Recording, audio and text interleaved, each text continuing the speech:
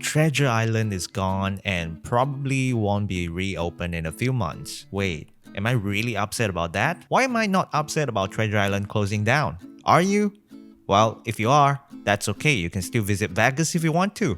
They will never close down. Hey, my fellow fake online friends, welcome back to another video of Sunflower Land. My name is RV, and in this video I will summarize the latest Sunflower Land Q&A on Twitch for you in less than 10 minutes so that you can spend more time farming blueberry because Timmy is going to rob your fruit bank empty again this season. As usual, Adam began with the boring disclaimer, and because they are important, you should know them too. Please note that this Twitch live is purely for education and entertainment purposes. Take everything they say with a grain of salt. The information shared aren't guaranteed to make it into the game, and none of this is financial advice. The first update: Shelly now will accept 8 Kraken Tentacles delivery at once. You can deliver at any day of the week if you want to. Also, the Kraken now has a special animation thanks to one of the community designer. Meanwhile, if you put a hat over your bumpkin right now, it will no longer cover the hair entirely. Or if you wear a onesie and a mask at the same time, the mask will now be visible under the onesie. At the same time, the first block box auction this season has been done and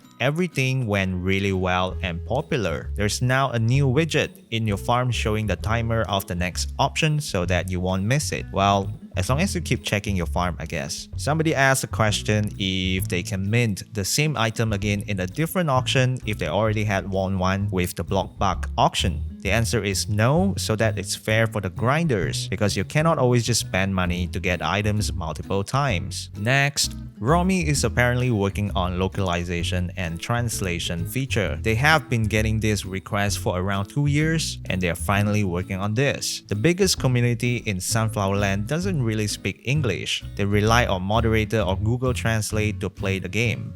At the moment, they are setting up the test run with Portuguese first and will later open up for the community to contribute on the translation process. More details will be given later on how you can help. Since Poco was no longer available as the in-game payment gateway, X Solar is now live at certain countries and you should be able to buy block bucks now with your credit card or preferred bank payment. While Craig is working on Web 2 login feature, this will go well with making onboarding new users much effortless. But at the time of the stream, it seems like that it's not available in Australia and maybe some other regions too, so it looks like there's some work to be done there and Romy will get onto that. Well, on the next bit, it's probably the most important announcement in this stream, and not so much of an update but more of a change. In case you don't know, the Sunflower Land has received the Australian government grant as a game developer, and recently the government has updated their criteria around which games can access grant funding. There are strict conditions around crypto games, especially the use of RNG and loot box mechanics. It appears that the current Treasure Island could fit that description because you can easily acquire resources with real money, use those resources to craft shovel,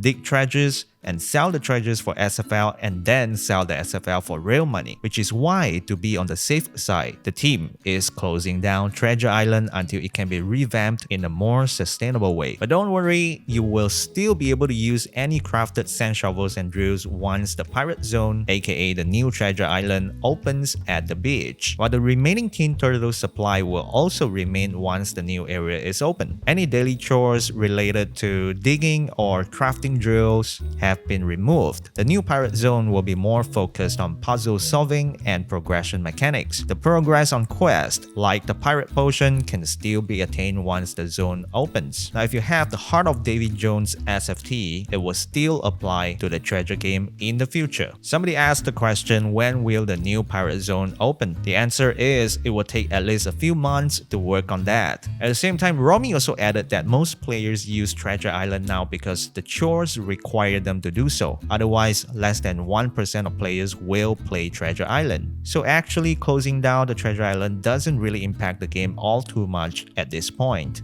Somebody asked the question, what about the other RNG elements of the game? Are fishing and magic beans still acceptable? Adam said they are still alright because they don't follow the exact pattern of putting money in, play the game, and taking money out. So overall they are making this move to just play conservatively because Australia apparently is quite good with crypto regulations due to some gambling problem in the country, which means it gives credibility to projects built in Australia because it makes sure that they are not just building a dodgy rug pull sort of casino game. Adam said it's more difficult for sure, but it will make sure that the game is built ethically and sustainably. And the final update, the buildings in the game are now restricted to bumpkins with specific levels to use. The instruction on that is now less confusing for new players to understand, thanks to tourists for updating that. Whew. Truth be told, summarizing what other people say efficiently without distorting their original intent is much harder than I thought. If you don't want to miss out more Sunflower Land updates, strategy, and walkthrough contents like this, make sure that you turn on the notification bell, like, and subscribe, and I will see you in the next video.